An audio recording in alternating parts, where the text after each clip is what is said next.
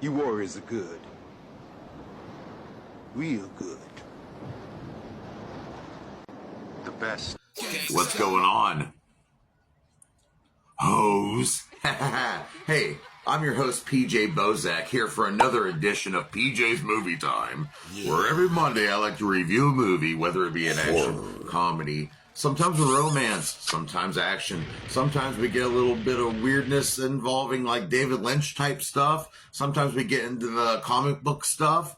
But last month, we did Summer Blockbuster Month, and we did nothing but summer blockbusters. It was really fun.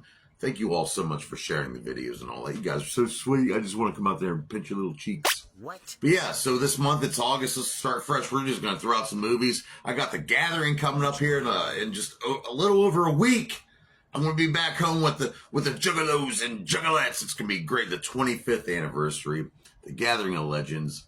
ICP, every year they put on this great, awesome music festival. There's going to be so many great acts there, like my homie Keegan Grimm, my homie Gingerbread's going to be there. We also have some legends like the 3-6 Mafia, for God's sakes. And don't forget Bone Thugs and Harmony. We're going to have Ouija Mac, Darby O'Trill. It's going to be freaking lit, guys. I can't even name all the cool acts. We got JCW Wrestling.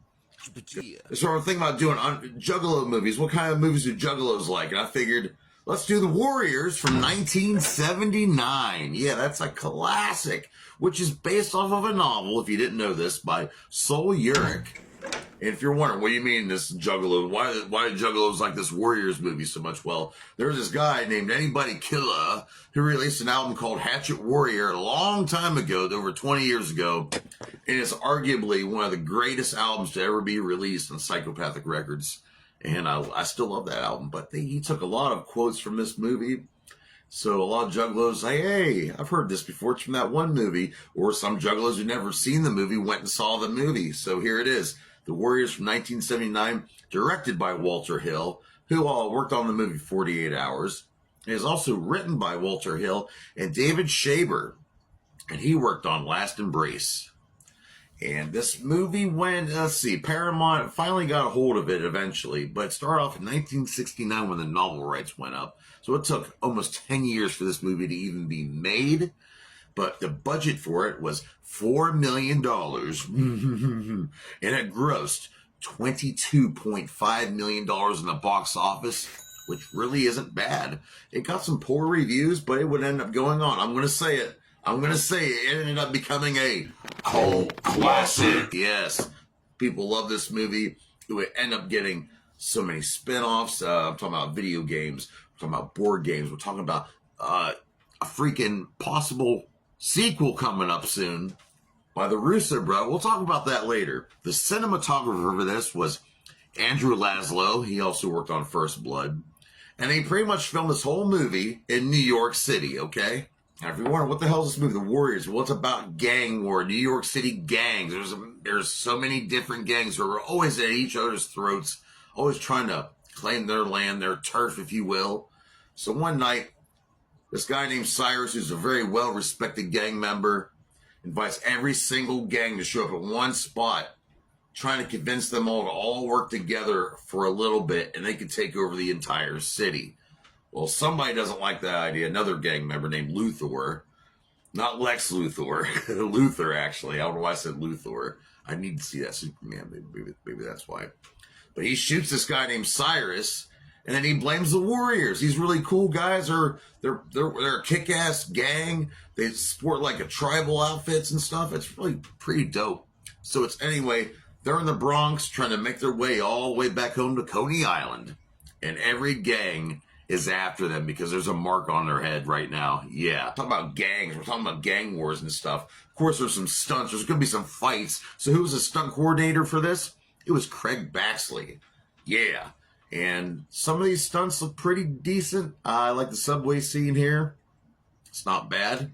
But who stars in this movie? Well, I already mentioned this guy named Luthor, who pretty much instigates this whole entire war, played by David Patrick Kelly. And if you don't know, I'm a David Lynch guy, and I love David Lynch movies, including Twin Peaks.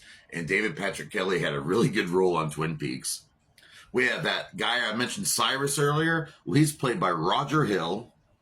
And then the DJ who narrates this whole freaking movie, which she does a damn good job. That was Lynn Thigpen. And then we have Mercy, who's, I guess she's a street girl, and she ends up joining the Warriors eventually, and reluctantly.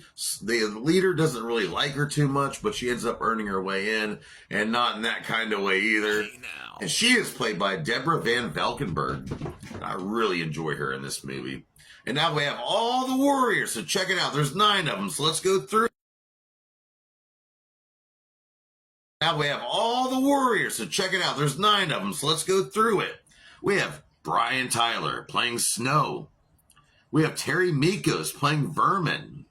We have Tom McKitterick playing Cowboy. David Harris playing Cochise. Dorsey Wright playing Cleon, who's, I think, one of my favorite. Thomas G. Waits playing Fox. Marcelino Sanchez playing Rembrandt, who sadly died in 1986. And a very big name nowadays, he was so young in this movie, James Remar playing Ajax.